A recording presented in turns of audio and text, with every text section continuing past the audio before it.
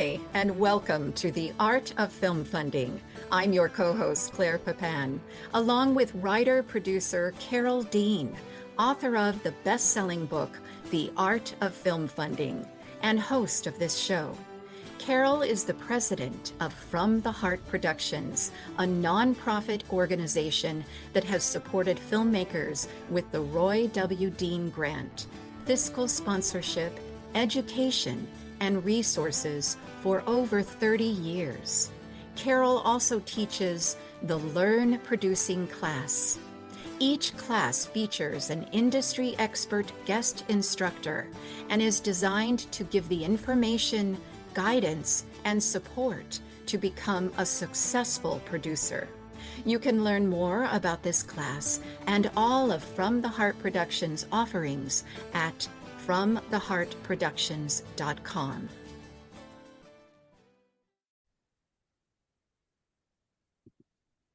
Stay with us to discover how filmmaker Betsy Murphy turned an unimaginable personal loss into a global documentary. You will learn her bold distribution plan designed to bring her story directly to audiences around the world. So glad you could join us on the Art of Film Funding. I'm your co-host, Claire Papin, along with writer and producer Carol Dean. As mentioned before, author of the best-selling book, The Art of Film Funding, and president of From the Heart Productions. From the Heart Productions has supported independent filmmakers for more than 30 years through the Roy W. Dean Film Grant, fiscal sponsorship, education, and resources designed to help filmmakers fund, produce, and distribute meaningful films. Today, we're speaking with award-winning documentary filmmaker, writer, and storyteller, Betsy Murphy. Betsy's earlier films were made under the professional name Betsy Blankenbaker. Since 2015, she's used the name Betsy Murphy professionally. And her documentaries have screened at international film festivals and appeared on Hulu, Showtime, and Amazon Prime. Her projects have also featured in The New Yorker, The New York Times, the UK Sunday Times, The Huffington Post, The Washington Post, and Sports Illustrated. Betsy is also the author of 8 books, including Autobiography of an Orgasm, Grief, Glimmers Grace, and Write On, a daily writing practice for anyone with a story to tell. Her Substack platform, Beautiful Infinity Stories with Betsy Murphy, has been recognized as a rising platform in literature, and she continues to share her stories through her Beautiful Infinity Stories YouTube channel. Her newest documentary, Bodies of Water, is a global film with an intimate emotional core. It explores fate, grief, destiny, and transformation, with the spirit of water serving as both metaphor and messenger. This conversation is especially valuable for filmmakers because Betsy is not only sharing how she returned to filmmaking after a profound personal loss, she's also developing a modern release strategy that combines YouTube, theatrical screenings, film festivals, social media, audience outreach, and shorter companion videos.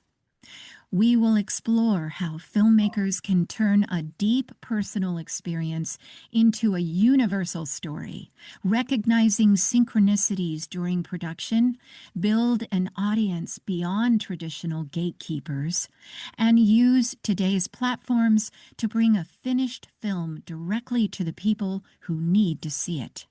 And Carol, I'm turning the interview over to you now. Good, Claire. Thank you very much. Betsy, we're so pleased to have you with us. I'm so pleased to be here. Thank you, Carol. Yes, I want to learn all about this process. What courageous event for you to take major loss and share it with all of us. Now, I understand you left filmmaking in 2015 and you said that you would never make another film. So tell us what happened that brought you back to filmmaking, and when did you realize that the story of your son Charlie needed to become a film?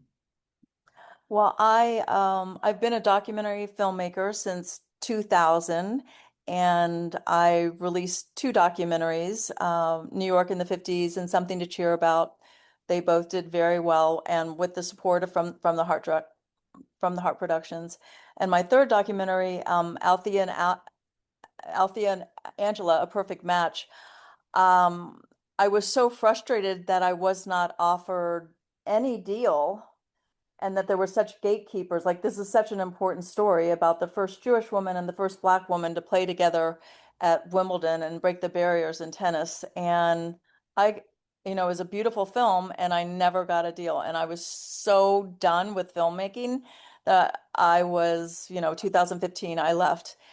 And then I, turned that into a career as a writer and helping other people tell their stories. And I was just fine with not making any more films. And then in 2000, July 2022, my youngest son, Charlie, died at the age of 27 of a fentanyl-related overdose. It may have been intentional. And in my grief, I took his ashes to the Ganges River just because a few months before he died, we had talked about going to India together. I'd taken him there when he was 8, and we had talked about returning. And instead, I found myself on a plane alone from California to India with my son's ashes.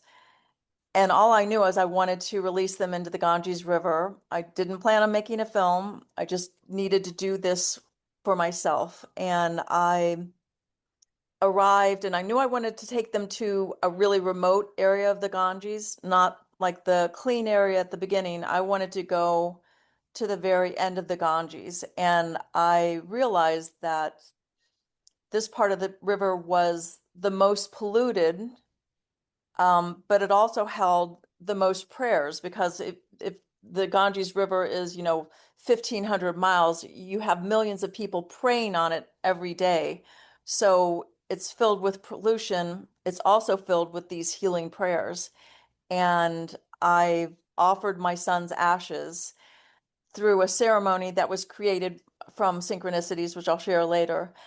And I realized at that moment, if the Ganges River in the most polluted part is still considered sacred, then my son dying alone in a hotel room with drugs in his body is still sacred too. And up until that point, I had only just heard that, your son's, I had only heard labels about him. He's an addict, he's this or that. I never heard what happened to him. Why was he reaching for the drug? Why was he in the room alone? Who stopped taking his calls? So I came back and started writing these stories, and I realized I wanted to tell it as a film because you reach a lot more people. So that's how I got back into filmmaking reluctantly. Well, but what an extraordinary subject. So that's such a personal subject, making the documentary about the death of your son. So where did you get the strength to go into that emotional territory? And tell us what you hoped that this process of making bodies of water is going to reveal or transform the benefits. Mhm.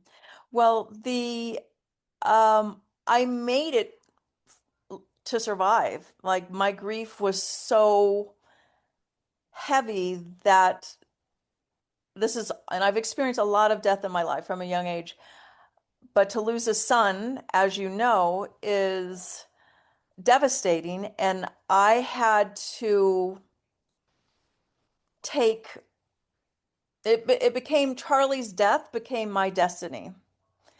And about 2 months before Charlie died, he sent a letter to me and other family members. It was a letter he wrote to himself as a way to heal. He wrote the words that he needed to, hear to heal. Sent this beautiful letter, and he also said to me, "Mom, someday you're going to tell my story."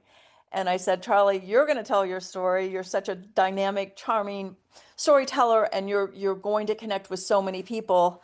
And he said, "No, you're going to tell my story." And it just was his death became my destiny with telling the story, because I also people looked away from Charlie's pain in this. I was experiencing it the same way, of like they were looking away from my pain, my grief. People, we will do anything to avoid pain. So and then I get to this, to India, and see this river that has been so polluted. And in 2000, found out in 2017, the government had declared the river as sacred and having consciousness. So to harm the river would be like harming a human. And India committed to helping, restore the river and helping it survive. And I thought, well, if I want to change the language around how we, in the conversations around how we show up for loved ones who are struggling, because in too many of our families, we look away from their pain. And just like a little kid is saying, "Watch me, watch me." The moments when our children of any age are struggling, that's when we need to stop, watch, listen, witness. And India taught me that they could do that with the river. So I'm trying to change the conversation around my son wasn't an addict. He was someone in pain, and it was a pain that needed to be witnessed. And I saw that I could tell the story on a bigger level through using water as the storyteller. Oh, how smart, because the water is emotion, right? That is what it's all about. It's all about emotion. I know in one of our conversations that I encourage you to think of Charlie, your son, as a co-producer. So what did that idea mean to you, and how did your relationship with Charlie continue to influence the creative and practical decisions that you made throughout your production? That was such an important moment, because I had imagined the documentary as being full of interviews with you know, Hindus in India who grew up swimming in the river and grew up swimming with the pink dolphins swimming in the river, which are now endangered. They've disappeared because the river's so polluted. I've interviewed water experts. I've interviewed experts on how sound impacts water, as a way to understand like how prayer can influence water. So I was interviewing all these experts, and but the film, it just wasn't coming together. And so I reached out to you, and you said, take Charlie on as your co-producer. And that changed everything. And I decided to pull all those experts that I'd interviewed out of the film, and use those as supplemental interviews to promote and market the film, and so that we could have more in-depth conversations too. But and then with Charlie's guidance, I really have ended up telling the story that uh, we needed to tell together. And so I will never forget that conversation with you, because it switched everything. Oh, thank you. Well, Betsy, when you go back and think about Emoto's frozen water forms, remember he froze water and he Yeah. put love on one, and on one bottle he put "I will kill you," and Hmm. the vision in the what in the frozen water was a man with a gun. Amazing that water has a memory and water responds to people. So you've chosen the right connection. So So let's talk about creating a global production. So what part of Bodies of Water was created with a production team in India? And how did those relationships come together? Because you're working across cultures and Mm, geographic distances and emotional and spiritual dimensions in yeah. film. All I can say is, none of it was planned but everything came through asking and receiving. I had previously worked in India on two different projects, oh gosh, 15 years ago. And I always took my photographer, US based crew there. And this time I really wanted to use a local crew. And I used the platform Fiverr. I've been using the platform Fiverr for editing skills. And I have such good luck finding great people on Fiverr. And and so I found a young, hot shot producer named Mohammed Youssef on Fiverr. And he was building a studio, but at the time I didn't realize he was building a production studio, but at the time, this is, 5 years ago, but he was doing it out of his dorm room. But he was, so I connected with him to film the first part of we were going to Varanasi, which was the holiest, considered the holiest city in India. And, but he and I had to trust each other that I was sending him money and I had to trust that he was going to show up with a photographer. He had to trust that, I was going to be there. And we ended up building, a really strong relationship in the last 5 years. Um, and there was a bit of synchronicity too with the filming, the end of the film, which I'll share in a minute. But I also ended up taking the editing back to him. I'm used to sitting in an editing, suite from 20 years ago with a big, Avid suite. And now, we can use editors that are anywhere. And so he actually knows this project better than anybody. So I've used this crew um, for the whole film, and it's felt really good. At one point, when we were driving 6 hours to film, the end of the film, the car was filled. It was me, two people that were Muslim, and it was Ramadan, so they were fasting. Two Hindus in the car. Only two people spoke English, and they were all in their 20s, which was my son's age when he died. And it just felt like Charlie was taking me on the most amazing adventure. And in the same way that people here, especially close, family members, couldn't see the gift of Charlie when he was in pain, um, this group just held on to the gift of the story that was trying to come through. And I just loved like the global, the story turned itself into this, global story. So, and I'm very fortunate with these young, hot shot filmmakers. The end of our film, it looks like it was shot with a big Hollywood production budget. It's really incredible.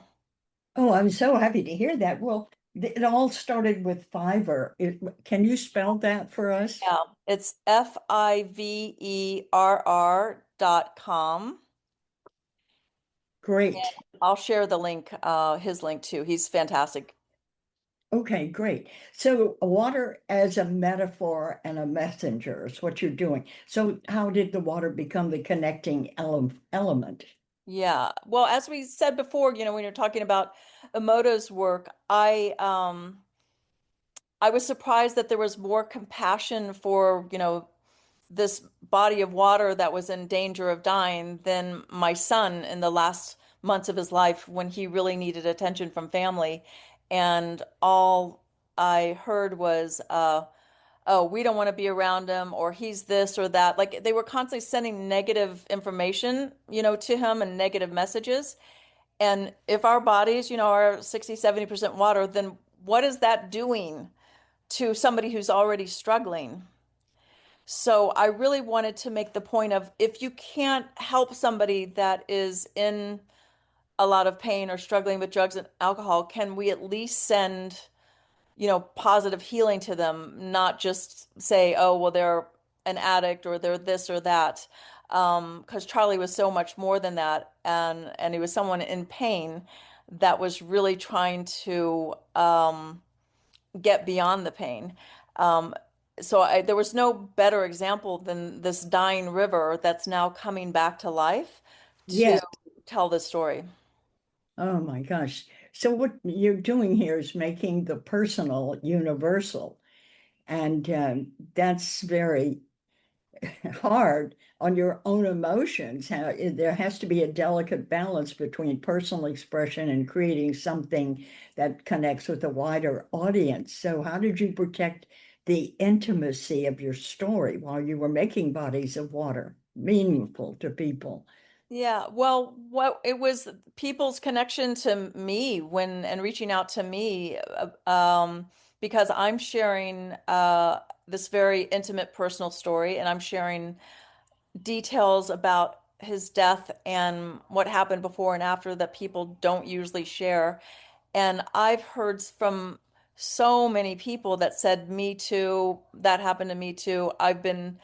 Um, I've been struggling with this. Thank you for sharing. How your writing is very healing." Um, I also wanted someone like Charlie, who I think at the end of his life, he died in a hotel room, but his phone was right by him. And I know he was watching a lot of movies and videos. And I hope that this video would be, Bodies of Water would be something that if somebody is scrolling and in pain, they stop and watch it and they feel seen, they feel heard. They don't feel they might be disconnected from loved ones, but the message might connect them back to themselves and and bring them back into a state of where every cell in their body is reflecting that love that they need to be sent in this moment, not judgment, hate. Um, yeah, so I really want to change the story around how we're showing up for loved ones. At the end of Charlie's life, we were told as a family, tough love, don't take his calls, tough love, let him hit rock bottom. Well, my son's rock bottom was death. Oh my gosh. Yes. Well, that's almost impossible to deal with the emotions that go on. But how great for you to go back and recreate all this that he was going through, because there's so many people on drugs now. This can be a great help to them to understand they're not alone. And to see that Charlie died, they should recognize the fact they've got to get help, I would think. Yeah, absolutely. And also and feel witnessed and seen. And at the very least, send themselves some love, or if you can't show up for that person, um, send them that there is help. And you ask about also water was the other way. Like I bathe, I go to hot springs. I constantly, that's where I connect to Charlie. Yes, I bet. I bet. Because I believe that people have crossed over are still around. That we can feel their energy and communicate with them. Absolutely. Yeah. Wonderful. Well, so the audience experience, now that the documentary is finished and ready to screen, what do you want audiences to understand, or what would you like them to do after they watched it? Well, one thing that Charlie was really clear on in the film is like he really wanted people to dance out of the, theater, like to feel uplifted, not feel like, oh, this was such a hard story and this, person has died and the river is dying and the pink dolphins are endangered. Um, I wanted, we wanted to explore the opposite. What is it like when we don't turn away?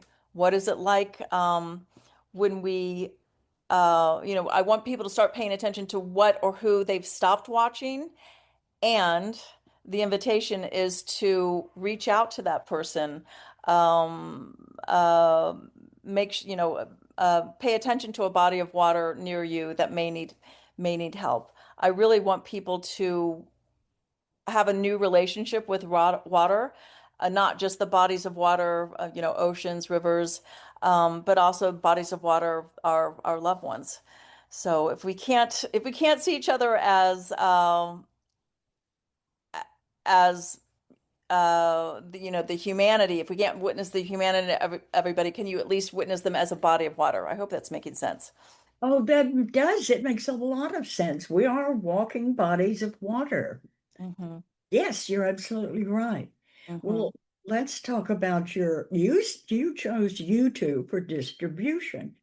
So your plan has always been to release bodies of water through your beautiful Infinity Story YouTube channel.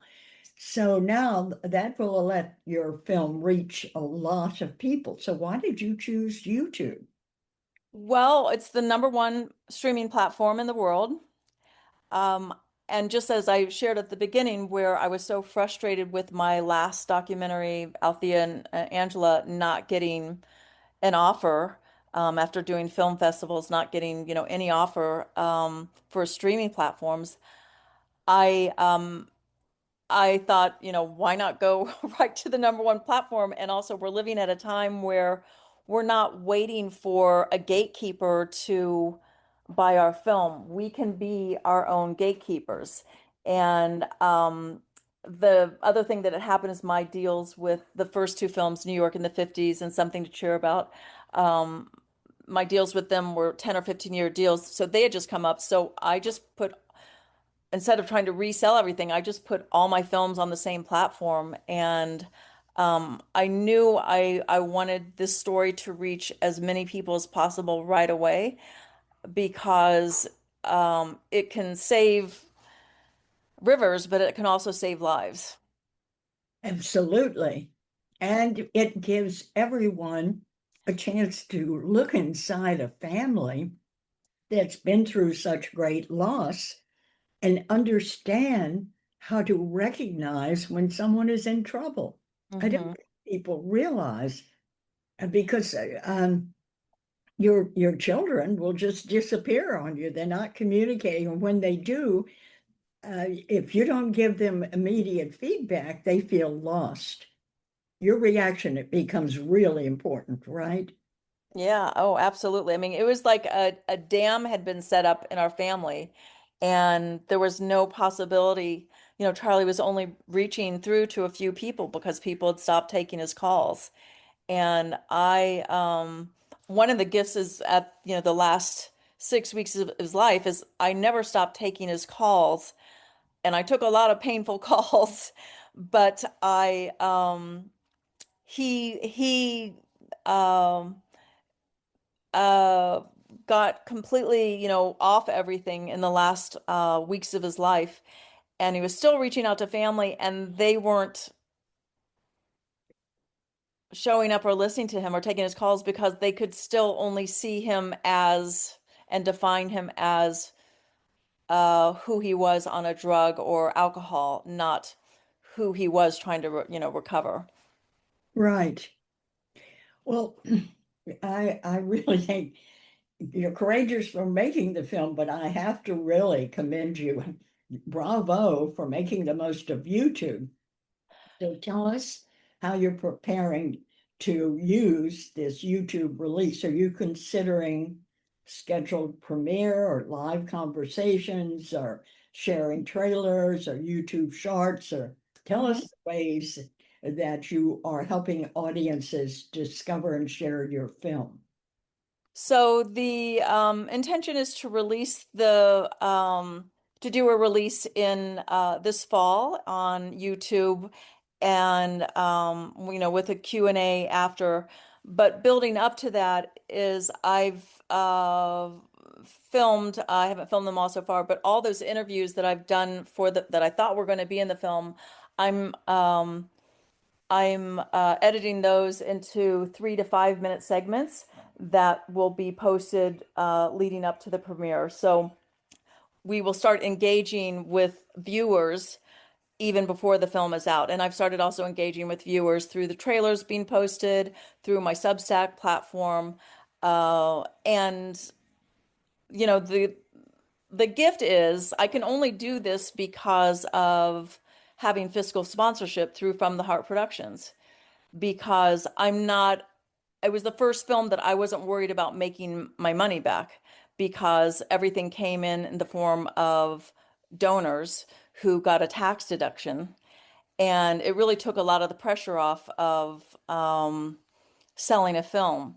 I will still do film festivals, but and the film festivals are a great way to connect to, you know, word of mouth and build intimacy with audiences. And everybody has somebody in their family that has struggled. Everybody knows somebody. And so I really feel like we are connecting to a community that has not had um, a, a positive voice to share messages about our loved ones who have been struggling. That's true. That's really true. Well, let's talk about festivals, theater screenings, and outreach. So you are planning to submit the film to festivals, and you're considering having a 7-day theatrical screening in Los Angeles. So how will the festival and the theatrical strategies support the YouTube release? The festivals will at this point the festivals are coming after the YouTube release. So it's, and because it's a documentary short, I'm just using any outlets available, especially for an environmental film, because it's a film about grief, but it's also it has a big environmental climate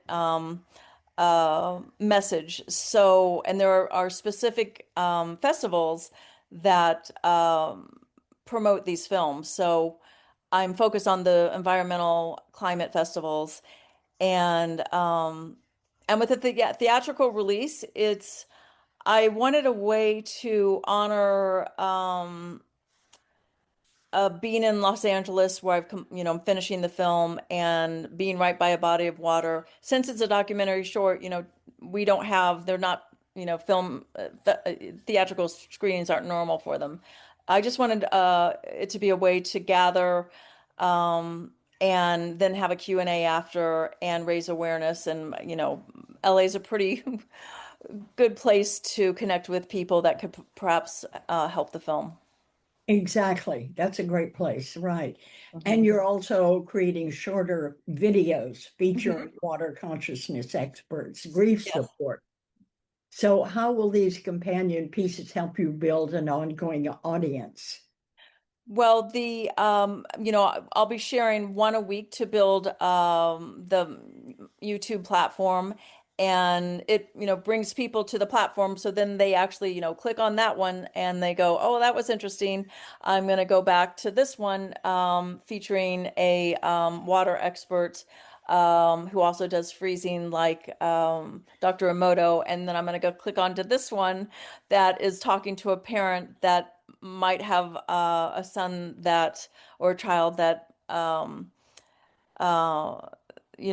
that experienced that they had lost through drugs or alcohol. So it's the idea is that they're going to be shorter videos for our shorter attention spans that are also telling of a message that connects to the bodies of water, the bigger message of the film. Yes, excellent. So you started making the film around the year 2000. What are the most important differences that you see between documentary filmmaking then and now? Well, yeah, so 2000 was when I made my, early films, and I just remember when, those were being sold, the budgets for distribution were, 50 to $100,000 just for marketing. And Yes. yeah, and the film Something to Cheer About uh um was bought by a distributor, and they had a big, marketing budget for it. And the it it the film got great reviews, written up in, Sports Illustrated, New York Times, great reviews, and it just didn't have we didn't get, the people in the theaters. That was also before Facebook. So if I would have had Facebook out during that time, social media promoting the film, we would have had like a blockbuster film. Now with social media, we can reach markets that would take that I could have never reached before. The other big thing is, as much as people are want to debate about AI, it's here, it's how we use it, and what it has allowed me to do using AI is taking it on as a production partner in areas as a producer that I would not have been able to afford. So, or I would have done a lot less, like in grant writing, or in grant research, which would take me, a week before. Now it takes me 2 minutes to research which festivals are going to be the best for an environmental, film. So yeah, AI is an important co-producer on my film. Great. Well, speaking of environmental films, the Redford Center has a wide outlook of environmental films, and they took one of our films and put it in a lot of festivals because it was environmental, about moving a town.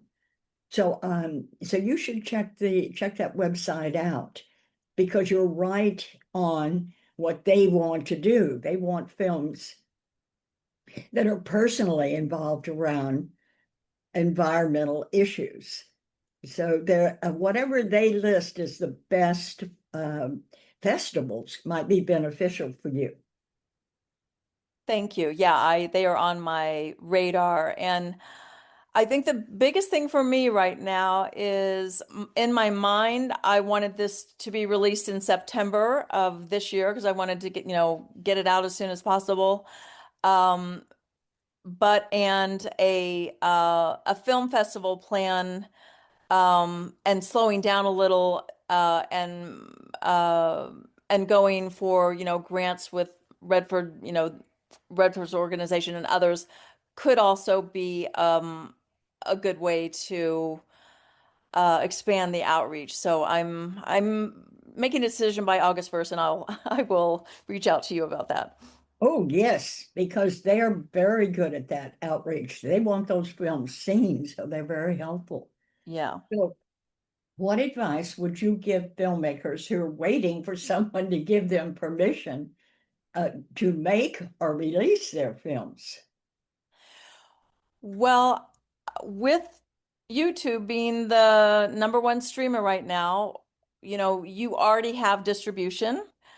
Um, the other thing is, with this film, I made the choice to do a documentary short.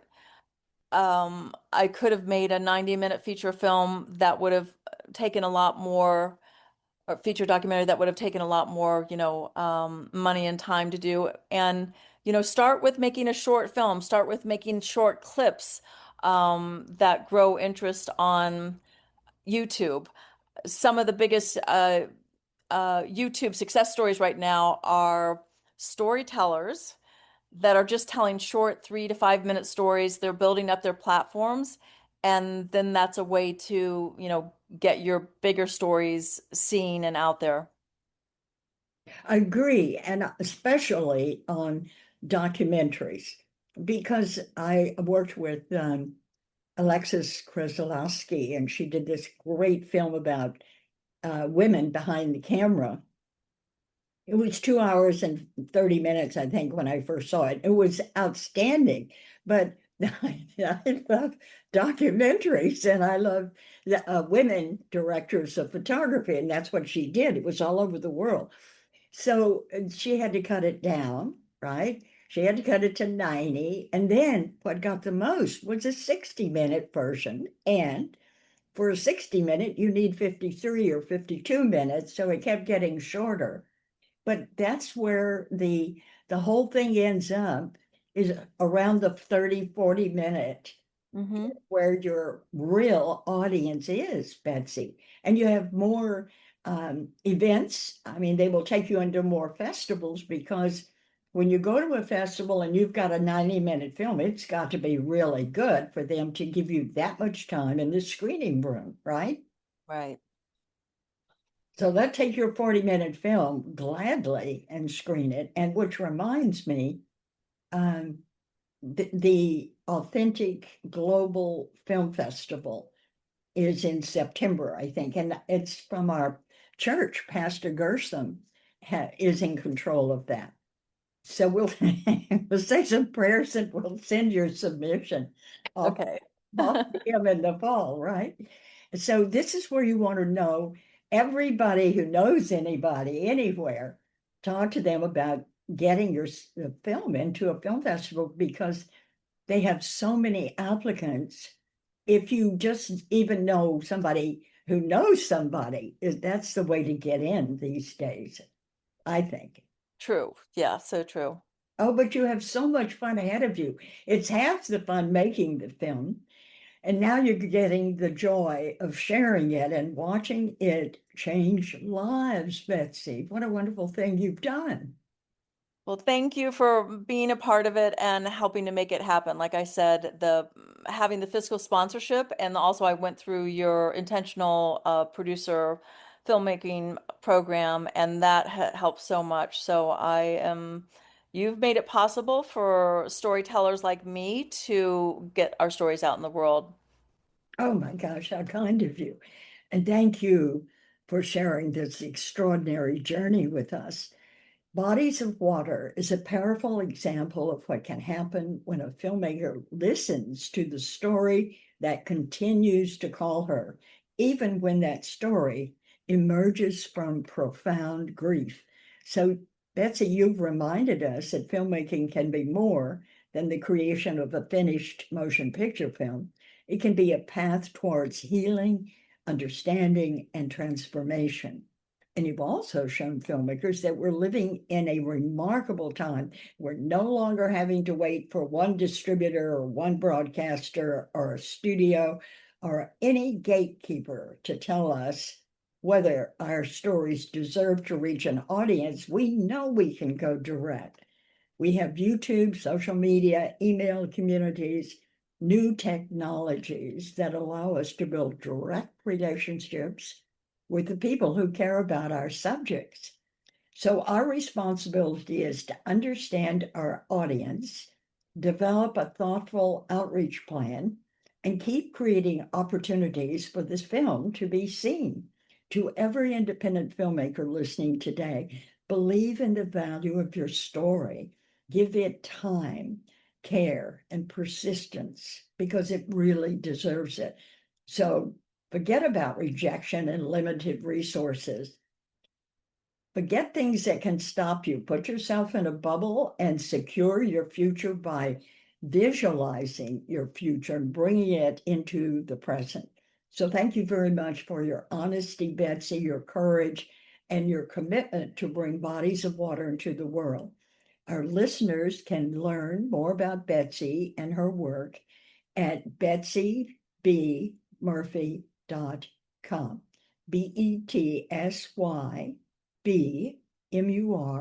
BETSYBMURPHY.com. And you will find beautiful infinity stories with Betsy Murphy on YouTube and Substack. I'm Carol Dean, president From the Heart. And to learn more about our Roy Dean Film Grants, named after my father, and our fiscal sponsorship program, visit FromTheHeartProductions.com. Thank you for listening to The Art of Film Funding. Thank you, Claire Papin, and thank you, Betsy Murphy. Now, in its second edition, Carol Dean's popular book, The Art of Film Funding, has 12 new chapters to cover all areas of film financing and how to avoid expensive pitfalls. Learn how to start with an idea and end with a trailer, how to make an ask for money, create your story structure and your trailer, legal advice, fair use, successful crowdfunding, how to ask for music rights, and what insurance you can't shoot without. Available on Amazon under Carol Dean and at FromTheHeartProductions.com. I want to remind our listeners that David Raiklin is a brilliant and talented award-winning musician who scores films and can compose music for a trio or for a full orchestra. David is a very good friend to the independent filmmaker and comes highly recommended by From the Heart Productions. If you need music to help tell your story, please contact him at davidraiklin.com. That's David, RAIKLEN.com. And Carol and I want to thank you for tuning in to The Art of Film Funding.